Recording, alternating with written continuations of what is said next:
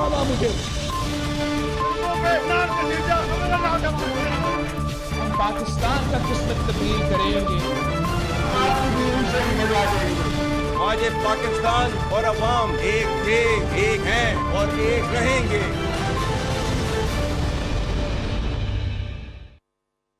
जी अस्सलाम वालेकुम। पाकिस्तान को इस वक्त जिस किस्म की आफत का सामना है, कुदरती आफत, ना सिर्फ कुदरती आफत है बल्कि इसमें इंसानी गफलत या इंसानी साजिश का एक बहुत बड़ा एलिमेंट शामिल है। इंसानी साजिश इस तरह से कि भारत की आबी जारहियत, भारत की तरफ से पाकिस्तान के खिलाफ एक और जंग का जो आगाज़ किया गया है, डैमों का भारत का जो पानी, जो मानसून का पानी था, पाकिस्तान की तरफ छोड़ दिया गया, जिससे पाकिस्तान के तीनों दरियाओं में 38 साल के बाद फ्लड की सिचुएशन है। और सिर्फ मामूली फ्लड नहीं, बहुत संगीन किस्म का जो फ्लड इस वक्त तकरीबन पूरे पंजाब को लपेट में अपनी ले चुका है। खैबर पख्तूनख्वा, आज़ाद कश्मीर, गिलगित बल्तिस्तान और अब सिंध की तरफ ये रवां दवा है। खुदा वहाँ के लिए खैर रखे।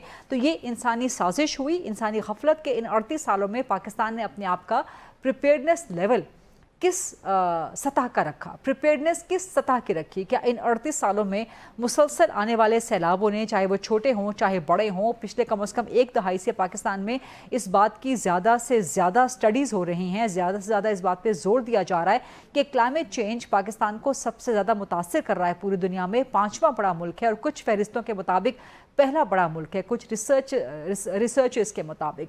सो इस सब के बावजूद गुज़श्ता एक दहाई में कम अज़ कम और इन 38 सालों में, जब हम कह रहे हैं कि 38 सालों में पहली बार पाकिस्तान के तीनों दरियाओं में फ्लड की सिचुएशन है, तो इन 38 सालों में हमने किया क्या, खासतौर पर गुज़श्ता एक डेकेड के अंदर।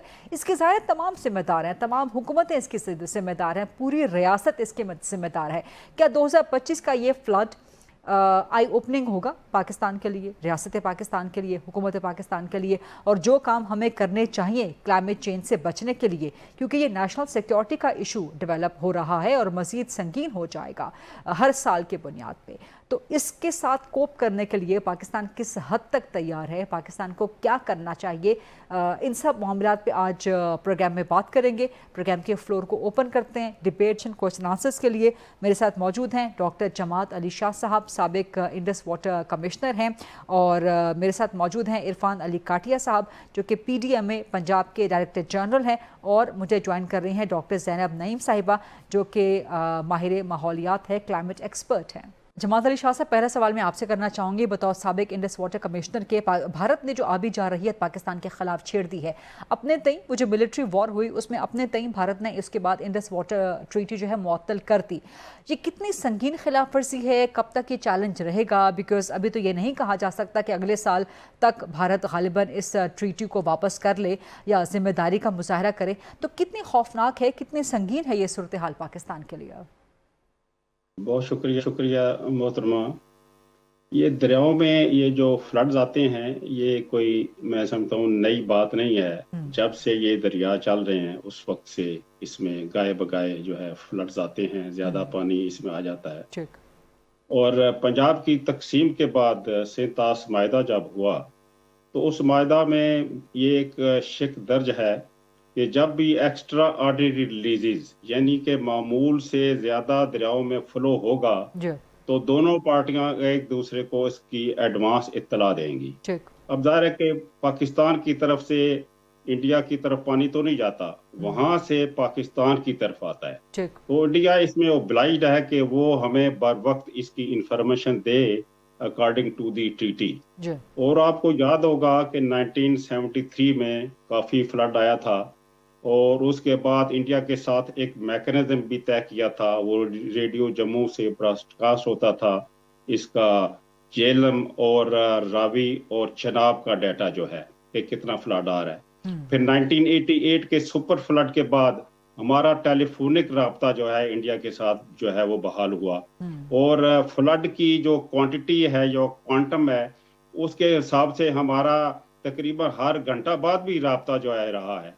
और फ्लड जो है जाहिर है कि इंडिया की तरफ भी आया है। आपने देखा होगा कि मकबूजा जम्मू कश्मीर में और इंडियन पंजाब में भी फ्लड की सूरत हाल है, लेकिन इसमें सिर्फ इंडिया का रोल ये था कि वो हमें एडवांस इंफॉर्मेशन प्रोवाइड करता, जो कि इंडिया ने उस तरह की इंफॉर्मेशन प्रोवाइड नहीं की जिस तरह की उसको करनी चाहिए है।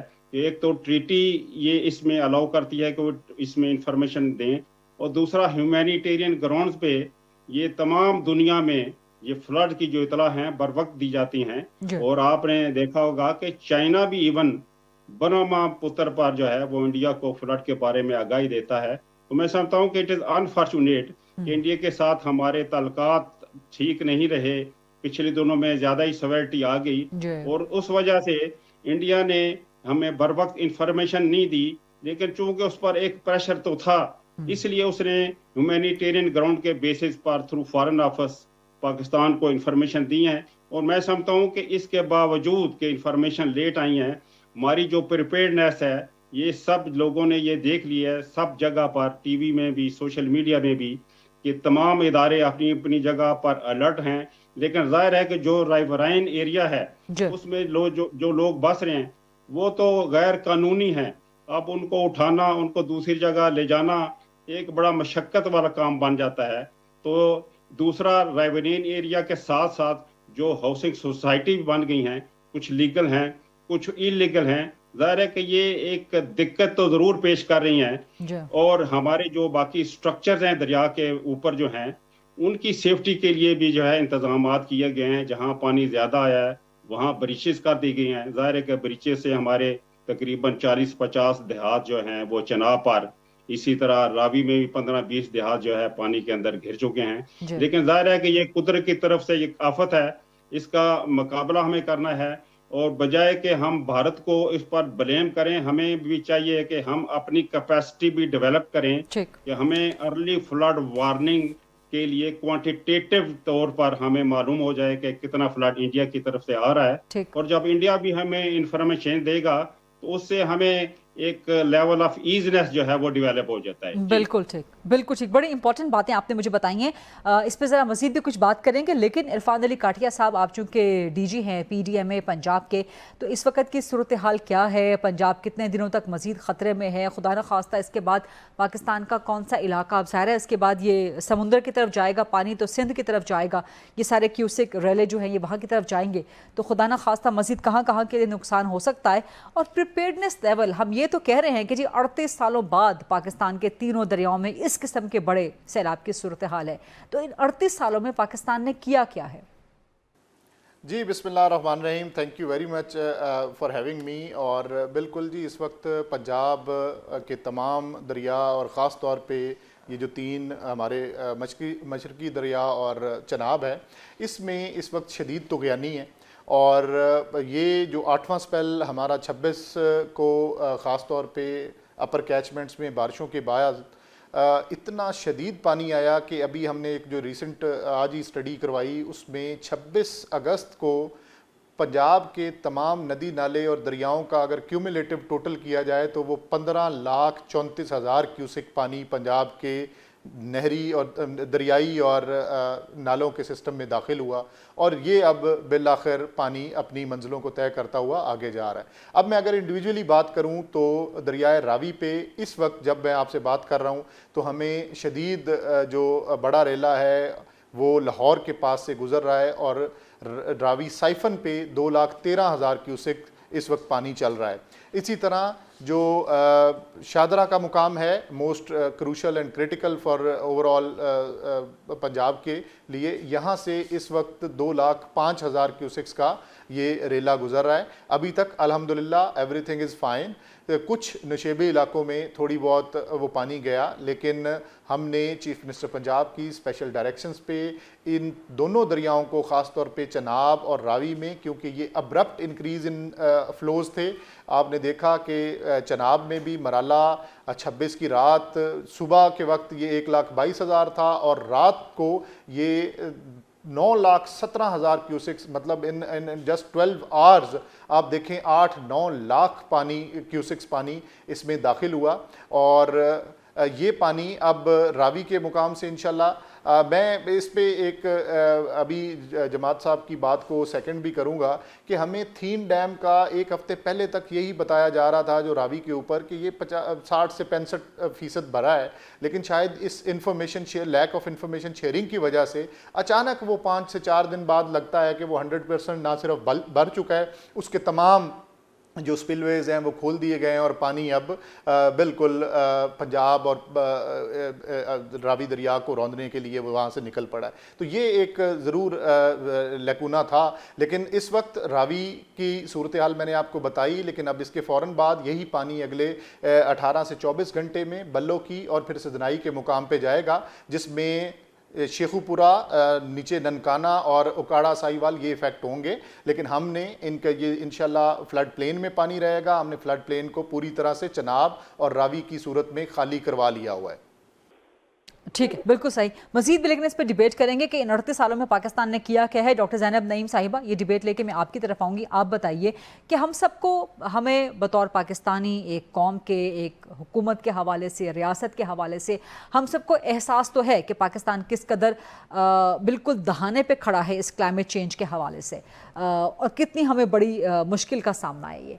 लेकिन ये एहसास हमें है भी और नहीं भी। नहीं इसलिए कि हम इस एहसास को रखते हुए भी, इस सोच को रखते हुए भी उसको अमली तौर पे कुछ हम करने से कासिर हैं।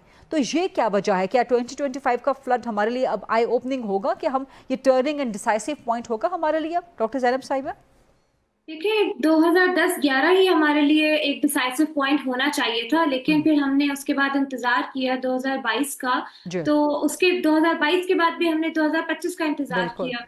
मसला ये कि हमें एहसास बिल्कुल है, ऐसा नहीं है कि हम नहीं जानते, लेकिन हम साइंस को पॉलिसी के साथ और डेवलपमेंट के साथ कनेक्ट करने से कासिर हैं। इसके अलावा हमारे जो बहुत अच्छी पॉलिसीज बनी हुई हैं, हमने पेपर पे अच्छी लिखी हुई हैं, उसमें इन्फोर्समेंट मैकेनिज्म का मसला है, और अगर मैकेनिज्म है भी तो इन्फोर्समेंट नहीं है। जैसे मिसाल के तौर पे अभी पंजाब को ले लीजिए, पंजाब का रिवर ड्रेनेज एक्ट बना हुआ है, बहुत जबरदस्त एक्ट है, जो बताता है कि कैनाल अथॉरिटी होनी चाहिए, कैनाल ऑफिसर अपॉइंट होनी चाहिए। इसके अलावा दरिया पे कंस्ट्रक्शन, फ्लड प्लेन जोनिंग, ये सब सारी बातें उसमें, लेकिन निफाज नहीं है।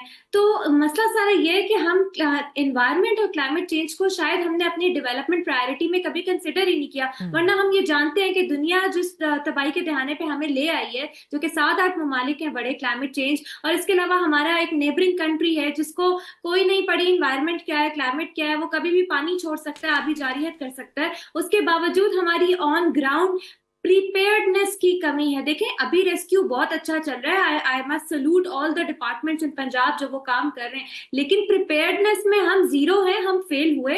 और अच्छी बात यह कि हम अगर अपनी अकाउंटेबिलिटी स्टार्ट कर दें तो नेक्स्ट ईयर इस तरह के डिजास्टर्स अब और आएंगे। क्लाइमेट चेंज है, ये होगा, लेकिन एटलीस्ट हम पहले प्रिपेयर्ड रहेंगे और इस चीजों का सामना करने के लिए हमारे पास वसाइल ऑन हैंड होंगे। मेरे ख्याल से ये अकाउंटेबिलिटी का मामला है जो हमने नहीं किया, वो होनी चाहिए, क्योंकि this is a provincial subject और सूबों को बताना जरूरी है कि उनके प्लान ऑफ एक्शन क्या है आइंदा इस किस्म की तबाही के पेश नजर। बिल्कुल ठीक है। तो आप सजेस्ट क्या करेंगे कि पाकिस्तान को प्रिपेयर्डनेस लेवल अपनी आपके सजेशंस क्या है इस हवाले से? मेरी सबसे पहले ये सजेशन है कि हमें ना district level climate adaptation planning की जरूरत है। देखिए नेशनल लेवल पे अडेप्टेशन पाकिस्तान प्रायोरिटाइज करता है। आपको पता है आपकी वल्नरेबल कम्युनिटीज हैं, हॉटस्पॉट इलाके कौन से हैं, हर डिस्ट्रिक्ट की वल्नरेबिलिटी अलग है। किसी डिस्ट्रिक्ट में हीट वेव और ड्राउट का मसला है, कोई डिस्ट्रिक्ट सैलाब से 2-4 होता है, कहीं पहाड़ों से रेले आते हैं। फिर हमें फॉरेस्ट गवर्नेंस इंप्रूव करने की जरूरत है कि आपको ये दरख्त और ये जंगलात नहीं काटने चाहिए। इसके अलावा हमें निफाज करना है एनवायरमेंट प्रोटेक्शन एक्ट का, सजाए सक्सेस करे, रिवर एक्ट का निफाज करे, फ्लड प्लेन पे इंक्रोचमेंट नाकाबिले कबूल होनी चाहिए, और ये प्लानिंग हमारी अगले 20 साल 30 साल लॉन्ग टर्म होनी चाहिए, होलिस्टिक होनी चाहिए। इसके अलावा आप कैपेसिटी असेसमेंट करें कि जो आपके इदारे हैं, जो डिपार्टमेंट्स हैं, जो क्योंकि क्लाइमेट चेंज स्कैटर्ड सब्जेक्ट है, क्या उनमें इतनी कैपेसिटीज हैं कि वो टेक्निकली साउंड है, कि वो इस चीज को समझते हैं कि क्लाइमेट चेंज हो रहा है। क्योंकि अभी भी बहुत सी जगहों पे डिनायर्स मौजूद हैं जो क्लाइमेट चेंज को नहीं मानते। वो कहते हैं सैलाब तो आते जाते रहते हैं, कोई नॉर्मल चीज है। So I think this is what is needed at this point. Right. जमात अली शाह साहब, आपसे मुझे चाहिए होगा इस पे कमेंट कि हमने पहले डिस्कस तो किया कि भारत का इसमें क्या किरदार है, लेकिन हमारी अपनी कितनी गफलत है, हमारी अपनी कितनी नाअहली है? इसमें ये मैं गुजारिश करना चाहूँगा कि 1988 के फ्लड के बाद पाकिस्तान में दरिया सिंध पर भी, रावी पर भी और सतलज और इन दरियाओं पर मजीद जो है वो बंद बनाए गए थे, और जो पुराने बंद कुछ डैमेजेस हुए थे उनको रेस्टोर किया गया था, उन पर स्टोन पिचिंग की गई थी। और लेकिन ये सिलसिला कुछ 8-10 साल तक जारी रहा है, उसकी इंस्पेक्शन भी होती रही है। लेकिन जो एक अनफॉर्चुनेट है कि दरिया के बेड में जो बस्तियां आबाद हो जाना है, कि उसमें बाकायदा आप देखें कि सिर्फ बस्तियां नहीं हैं, वहां पर सुई गैस के कनेक्शंस हैं और वहां पर बिजली के मीटर लगे हुए हैं बाकायदा तौर पर। तो ये जो इंक्रोचमेंट है, इससे दरिया का रास्ता जो है वो तंग हो जाता है। लिहाजा राइवराइन एरिया के लिए जो लेजिस्लेशन है उसको अडॉप्ट करना बहुत ज़रूरत है। और आखिरी ये है कि जो मेट्रोलॉजिकल डिपार्टमेंट है इसकी कैपेसिटी को मजीद बढ़ाना चाहिए, क्योंकि जब 1988 का सुपर फ्लड आया तो ministry of water and power federal government ने बेशुमार पैसा दिया मेट्रोलॉजिकल डिपार्टमेंट को, और 3 रडार जो है वो लगे। एक लाहौर में आपने देखा होगा जेल रोड पर है, एक सियालकोट में रडार ऑलरेडी था, उसको इम्प्रूव किया गया, मंगला पे रडार लगा, एक पेशावर में रडार लगा। तो मैं समझता हूँ कि ये रडार लेकिन हमें सिर्फ प्रेसिपिटेशन देते हैं कि बारिश कितनी हो रही है, लेकिन हमें ये चाहिए है कि क्वांटिटेटिवली ये जो बारिश है ये फ्लो बनकर दरिया में कितना पानी आ जाएगा। तो मैं समझता हूँ कि इम्प्रूवमेंट हो चुकी हैं इन साइंस में भी, तो मेट वालों को ये इम्प्रूवमेंट लानी चाहिए है। अब हम सिर्फ इंडिया पर बैंक करते हैं कि वो हमें इंफॉर्मेशन देगा, हम अपनी प्रेसिपिटेशन के मॉडल में उसको एंटर करेंगे, then we will be able to know कि कितना रेला जो है वो आ रहा है। मैं समझता हूँ कि इसके लिए हमें एंडेवर करना चाहिए और साथ जो स्पर्स हैं उनको मजीद स्ट्रेंथन करना चाहिए। और ये हमें भूलना नहीं चाहिए कि पिछले 10 साल में अगर फ्लड नहीं आया तो आइंदा फ्लड नहीं आएगा, क्योंकि हमारे जो फ्लड डिजाइन होते हैं, स्ट्रक्चर्स होती हैं, वो हम उसको डिजाइन करते हैं कि 10,000 साल में भी एक बार आ सकता है, या 1,000 साल में भी एक आ सकता है, या 100 साल में भी आ सकता है। तो लादा राइवराइन एरिया को जो है वो एम्प्टी रखना बहुत जरूरी है। और फिर तीसरा जो आखिरी एलिमेंट मैं समझता हूँ कि ये लाइफ एंड एनिमल्स और दूसरे लोगों को जो है वो सेव करना, यानी कि फ्लड रिलीफ। तो फ्लड रिलीफ में भी बेशुमार पैसा लगता है, उसमें बड़ी एफर्ट लगती हैं, उसको जो है माशाल्लाह बहुत अच्छा मैं समझता हूँ कि स्ट्रेंथन किया गया जैसा कि नजर आ रहा है, लेकिन इसको सस्टेन करना है और आइंदा इसको जो है इम्प्रूव भी करना चाहिए बाकी स्टेक होल्डर्स के साथ मिलकर। जबरदस्त सजेशंस आपकी तरफ से भी। उससे पहले डॉक्टर ज़ैनब साहिबा भी सजेशंस दे रही थी। एक ब्रेक का वक्त हुआ है, प्रोग्राम में ब्रेक लेते हैं, तो इस संजीदा और इंतहाई अहम डिबेट को मजीद कंटिन्यू रखते हैं। Stay with us. Welcome back after the break. Irfan Ali Kathia साहब, आपका मुझे इस पे कमेंट चाहिए होगा, आपकी तरफ से सजेशंस चाहिए होंगे कि इन 38 सालों में पाकिस्तान ने क्या किया है, क्या मजीद करने की ज़रूरत है, और क्या dams are they the only solution या are they the part of a bigger solution, और अगर बिगर सॉल्यूशन का हिस्सा हैं तो बाकी क्या कंपोनेंट्स होना चाहिए इस सॉल्यूशन के? जी मैम, बिल्कुल ये स्ट्रक्चरल मेजर्स और रिजिलियंस जो है वो अब नीड ऑफ द आवर है। और जैसे पहले बात हो रही थी, ओवरऑल जो मौसमियाती तब्दीलियाँ हैं ये it's no more a myth, it has become a reality now. अब आप देखें कि इसी साल हमें अप्रैल और मई के महीने में मंगला और तरबेला ने अपने डेड लेवल्स अचीव किए। हमें किसानों को पानी हमारे लिए वो नहीं था, नहरें बंद करना पड़ी, और उसके 60 दिन बाद हम अपनी तारीख का सबसे बड़ा पानी का रेला इस वक्त गुजार रहे हैं। तो बिल्कुल हमें अपनी स्ट्रक्चरल मेजर्स पे तवज्जो देनी होगी और इस पानी को अदरवाइज़ एक अपने इस इकोनॉमिक एक्टिविटी जनरेट करने के लिए इसको सेव करने की ज़रूरत भी है, और ख़ास तौर पे लोगों के जानी माल और माली नुकसान के तहफ़्फ़ुज़ के लिए इस पानी को प्रॉपर चैनलाइज करना पड़ेगा, और उसके लिए रेजरवायर्स भी हैं। उसके लिए अब ये देखें, रिवराइन फ्लडिंग तो चलेंगे बनी, अब पिछले 2, 3, 4, 5 साल से अर्बन फ्लडिंग भी एक परमानेंट, एक नई वो प्रॉब्लम है, एक नया न्यू नॉर्मल है कि हर साल, अभी इस साल आप देखें जो सियालकोट में आज और कल हम देख के आए हैं, सियालकोट में खुदा न खास्ता दरियाए चनाब नहीं वहाँ ओवरटॉप हुआ, वहाँ इतनी ज़्यादा बारिश हुई है, more than 400 millimetre in last 48 hours, कि पूरा जो सियालकोट है वो इस वक्त इनंडेट हुआ है और 5 फीट पानी खड़ा है। तो ये वो चीज़ें हैं जिनकी तरफ ना सिर्फ लॉन्ग टर्म बल्कि हमें फ़ौरन शॉर्ट टर्म मेजर्स भी अभी फ़ौरन लेने पड़ेंगे और इस पानी की निकासी को इंशाल्लाह चीफ मिनिस्टर पंजाब की डायरेक्शंस पे हम वो यकीनी बना रहे हैं। और पंजाब गवर्नमेंट ने इस सिमत में कुछ मीडियम टर्म और लॉन्ग टर्म प्लानिंग की भी। अगर मैं अर्बन फ्लडिंग की बात करूं, इस वक्त लाहौर हमारे इसके तमाम क्रिटिकल पॉइंट्स पे अंडरग्राउंड बड़े स्टोरेजेस बन चुके हैं।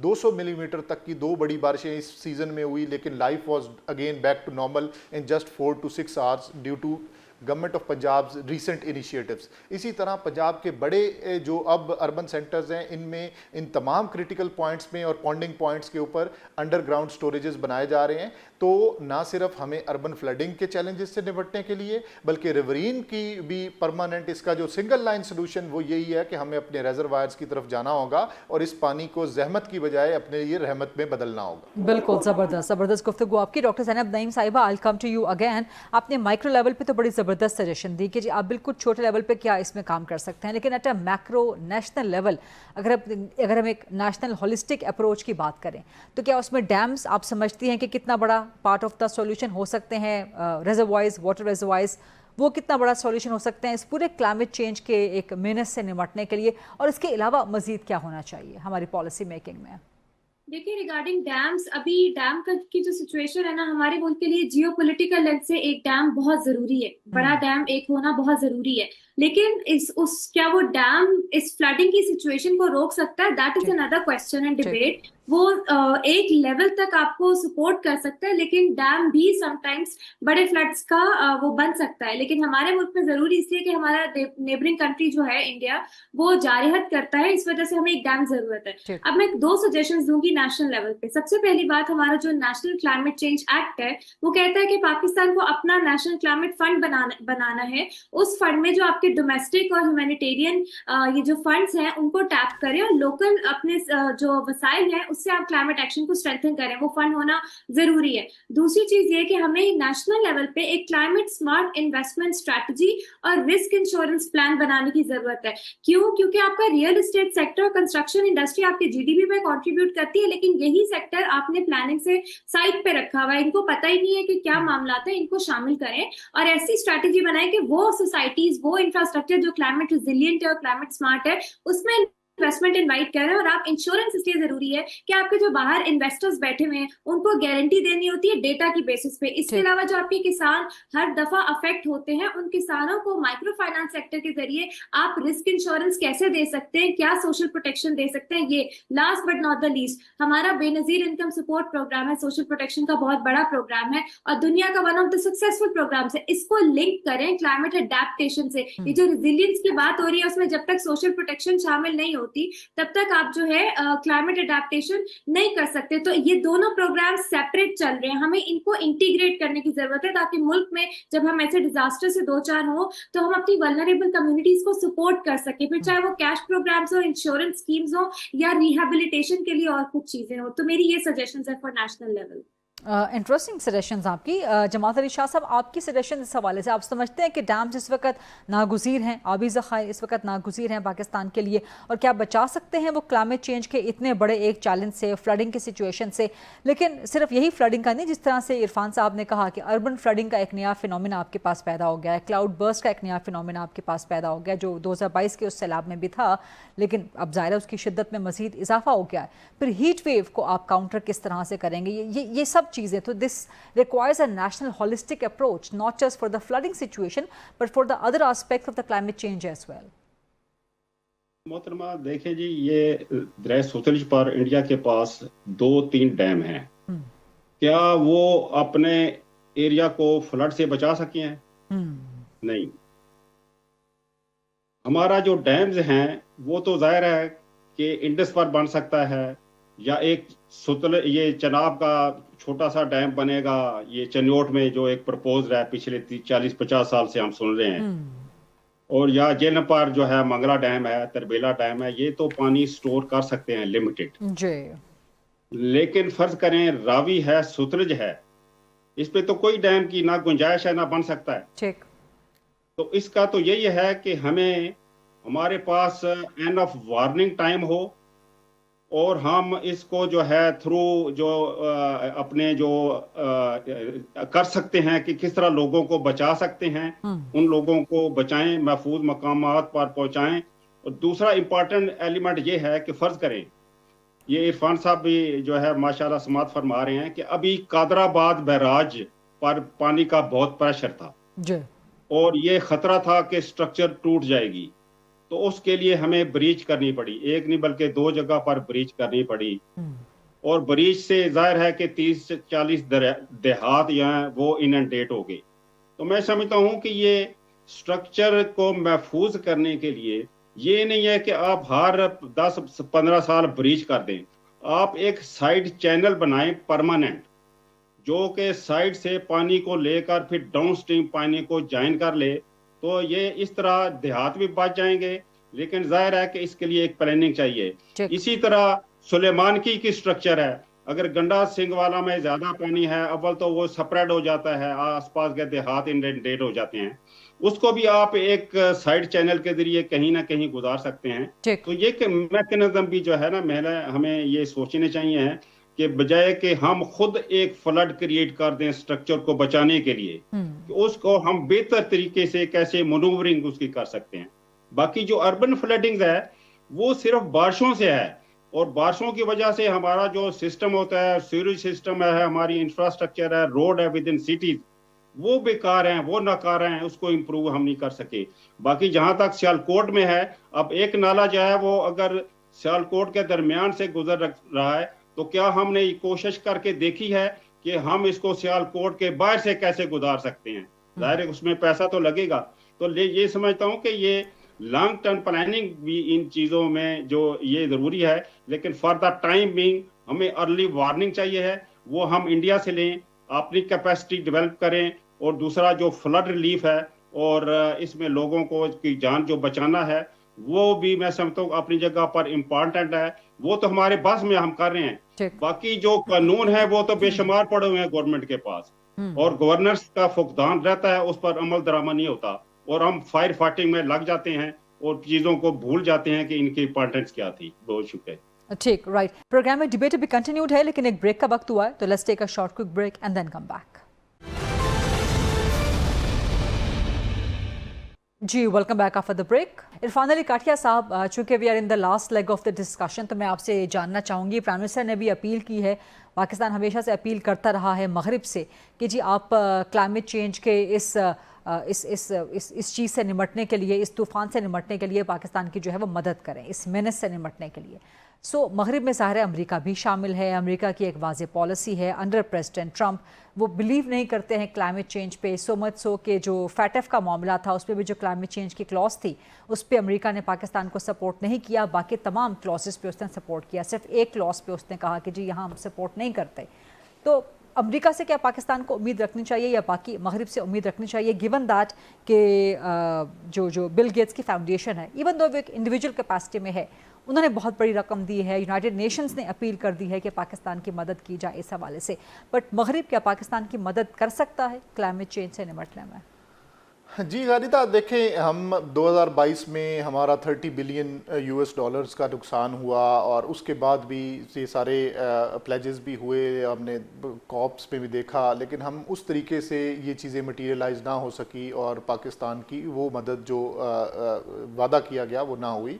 तो हमें बिल्कुल इंटरनेशनल कम्युनिटी का एक अपना रोल है। देखें हमारी कार्बन एमिशन में हमारा टोटल कंट्रीब्यूशन देखें तो, लेकिन जो हम भुगत रहे हैं वो, और सिर्फ वो ये पहला साल नहीं है, हम पिछली एक दहाई से भुगत रहे हैं, तो इसमें इंटरनेशनल कम्युनिटी का अपना एक रोल बनता है। लेकिन इसके साथ साथ हमें अपनी भी अब प्रायोरिटीज़ को दोबारा रीसेट करना पड़ेगा, और क्लाइमेट प्रूफिंग, अपनी तमाम डेवलपमेंट प्रोजेक्ट्स की उसको इंश्योर करना पड़ेगा, और रेजिलियंस की तरफ जाना पड़ेगा। That is the need of the hour right now. Right, doctor Sanam Naeem साहब, आप इस पर क्या कमेंट करेंगी? मगरिब पाकिस्तान की किस हद तक मदद कर सकता?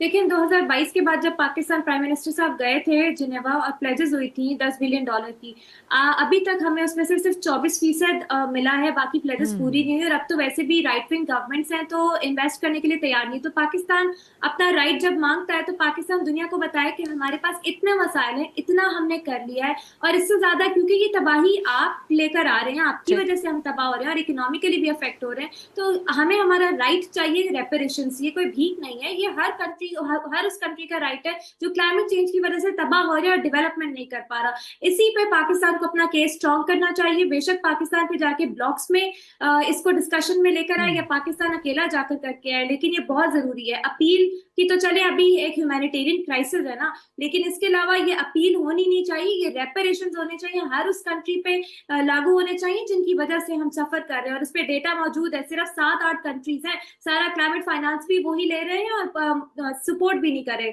हमारे जैसे ममालिक को। So this is about our right, not about any appeal regarding कि हमें पैसे चाहिए, हमारी मदद करें। This is our right. Jamaat Ali Shah साहब, सर इसी पे आपका कमेंट, क्विक कमेंट मुझे चाहिए होगा। मगरिब पाकिस्तान की मदद, क्लाइमेट चेंज। लेकिन जी इसमें गुज़श्ता, जैसे इरफान साहब ने भी कहा है कि प्राइम मिनिस्टर ने मस्टर की थी, कुछ फंड्स किए थे, लेकिन अनफॉर्चुनेटली वो फंड पूरी नहीं हो सके। लेकिन उसमें ये सवाल भी राइज हो जाता है कि जो फंड मिले थे वो कहाँ पर खर्च हुए हैं। फर्ज करें वो फंड अगर लोगों में तकसीम हो गए तो उसमें तो मेजर स्ट्रक्चर तो नहीं बन सकी। इसमें जो हम इसको मिटिगेशन ऑफ फ्लड चाहते थे वो नहीं हो सका है। हमें ये भी देखना चाहिए कि हमें जो पैसा मिलता है हम इसको जुडिशियसली यहाँ कहाँ पर जो है वो यूज कर रहे हैं, कहाँ पर कर सकते हैं। और दूसरा, विद इन पाकिस्तान क्यों नहीं हम जनरेट कर सकते। हमने वार के लिए फंड जनरेट करते रहे, हम फ्लड के लिए वहां से पाकिस्तान से जनरेट करें विद इन पाकिस्तान। हमारी कम्युनिटी जो है वो डोनेट करती है और इस तरह, लेकिन आहिस्ता आहिस्ता हम करते रहेंगे तो फिर है। बाकी इन्वायरमेंट का इशू जो है वो उजागर तो अपनी जगह पर है, लेकिन ये एक डिफिकल्ट सब्जेक्ट है और इसमें लोग अमूमन यही समझते हैं कि पाकिस्तान हर साल जो है वो भीख मांगने के लिए आ जाता है। जी बहुत बहुत शुक्रिया जमात अली शाह साहब, इरफान काठिया साहब और डॉक्टर ज़ैनब नईम साहिबा आज के इस अहम तरीन प्रोग्राम में डिस्कशन में शामिल होने के लिए। That's a wrap. ये था आज का प्रोग्राम। आज इंशाल्लाह मंडे 8 o'clock ऑन GTV। अल्लाह हाफ़िज़।